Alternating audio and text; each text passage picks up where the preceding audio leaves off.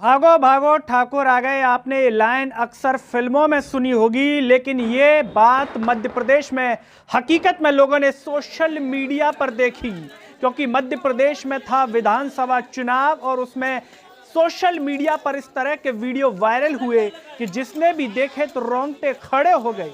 आखिर मध्य प्रदेश में कौन सा था वो इलाका जहां पर फिल्म का ये डायलॉग चरितार्थ होता हुआ दिखाई दिया।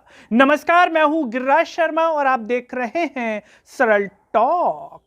जो भी मध्य प्रदेश के विधानसभा चुनाव की खबरें थोड़ी बहुत देख या सुन रहा होगा, उसने एक सीट के बारे में जरूर सुना होगा और वो थी दिमनी विधानसभा सीट। इस सीट के बारे में सुनने का जो कारण है वो ये है कि यहां से केंद्र मंत्री और मुरैना के सांसद नरेंद्र सिंह तोमर को भाजपा से प्रत्याशी बनाया गया था और वो यहां से चुनाव लड़ रहे हैं। उनकी साख, उनकी इज्जत बाकायदा इस सीट पर लगी हुई थी, इसीलिए सबकी निगाहें इस सीट पर थीं। जैसे ही मतदान की शुरुआत हुई और ठीक तरीके से वहां पर पुलिस बल भी नहीं पहुंचा था, ऐसे में सोशल मीडिया पर वीडियो वायरल होने लगे। वहां से गोलियों की घटनाएं और साथ ही साथ पथराव की घटनाओं की खबरें आने लगी और ऐसे में एक वीडियो वायरल हुआ जिसमें आप साफ तौर पर सुन सकते हैं कि पीछे से आवाज आ रही है कि ठाकुर आ गए, ठाकुर आ गए। वीडियो बना रहे हैं, जरा देखिए सबसे पहले आप इस वीडियो को। दे पुलिस आयो, ये का है रहा दे ठाकुर आ गए सिगारे उठ गया, वीडियो बन गई। आपने इस वीडियो को देखा। ये वीडियो कई तरह के सवाल खड़े करता है कि आखिर चुनाव आयोग क्या कर रहा था। चुनाव आयोग सिर्फ नाश्ता कर रहा था या फिर अपनी जिम्मेदारी को बखूबी निभा रहा था? क्योंकि अगर चुनाव आयोग या पुलिस प्रशासन अपनी जिम्मेदारी बखूबी निभा रहे थे तो इस प्रकार की घटनाएं वहां पर क्यों हुई? क्यों मतदाताओं को भयभीत किया गया? क्यों मतदाताओं को डराया गया? जब पुलिस प्रशासन और चुनाव आयोग को पहले से ही पता होता है कि इन इलाकों में इस तरीके की घटनाएं हो सकती हैं, तो क्यों सुरक्षा के पुख्ता इंतजाम नहीं थे? कई वरिष्ठ पत्रकार वहां पर पहुंचे, उनकी रिपोर्ट्स में बताया गया कि यहां पर देखने पर ऐसा लग रहा था कि जैसे दिमनी की सीट में ढील छोड़ दी गई है किसी के आदेश पर, क्योंकि नरेंद्र सिंह तोमर यहां से जो है चुनाव लड़ रहे थे। ऐसे में उनके लिए जीतना बेहद जरूरी था, चाहे किसी भी तरीके का प्रयास किया जाए।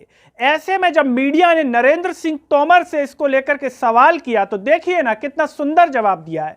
वो कह रहे हैं कि कांग्रेस और बसपा हार से बौखला रही हैं, इसीलिए वो इस प्रकार की घटनाएं कर रही हैं। और जब बसपा के बलबीर दंडौतिया ने इस पर जवाब दिया तो वो कह रहे हैं कि जो है भाजपा की ओर से इस प्रकार की घटनाएं करवाई जा रही है, मतदान को प्रभावित करवाया जा रहा है, वोट नहीं डालने दिया जा रहा है। और कांग्रेस के रविंद्र तोमर वो तो कहीं दिखाई नहीं दिए, उनका बयान भी इसमें नहीं दिखाया गया है। दैनिक भास्कर अखबार की इस रिपोर्ट के आधार पर हम आपको बता रहे हैं।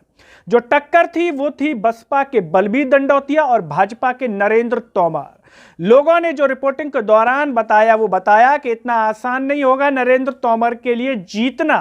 ऐसे में दिल्ली से आए पत्रकारों ने जो रिपोर्ट तैयार की उसमें साफ तौर पर बताया गया कि किस तरीके से मतदान में ढील दी गई और ये वीडियो चीख चीख कर साफ तौर पर बता रहे हैं कि पुलिस प्रशासन का रवैया दिमनी की सीट पर किस तरह का था। ढुलमुल रवैया, जैसे एक तरफ से कोशिश की जा रही हो कि मतदान में जो वोटर्स हैं, जो दूसरे दल के हैं, वो वोट ही ना डाल पाए, नरेंद्र तोमर के फेवर में चला जाए पूरा मतदान। इस प्रकार से वहां पर माहौल लग रहा था। हालांकि जांच का विषय है, अगर जांच होगी तो पता चल जाएगा कि किसके कहने पर हुआ, क्यों हुआ। चुनाव आयोग अगर इसकी जांच करेगा, लेकिन जांच की कोई मांग करेगा तब ये होगा, यानी कि ऊपर से बड़े लेवल पर आदेश था शायद, इसीलिए ये हुआ होगा। हालांकि नरेंद्र सिंह तोमर कह रहे हैं कि कांग्रेस और बसपा के द्वारा किया गया है। सेना के जवान तक को नहीं छोड़ा गया, वो बेचारा वोट डाल करके आ रहा था, उसके बाद भी उसको पीट दिया गया। छत्रियों ने एक दिन पहले कह दिया था कि आप वोट नहीं डाल पाओगे, अगर डालोगे तो पिटोगे, ये दैनिक भास्कर में बताया है। और ब्राह्मणों ने कहा कि हम वोट डालेंगे। उन्होंने कहा कि अगर आप वोट फिर भी डालने आएंगे, छत्रियों ने कहा ब्राह्मणों से, तो नींबू और हल्दी साथ में लाना। इस प्रकार की खबर उसमें दी गई है।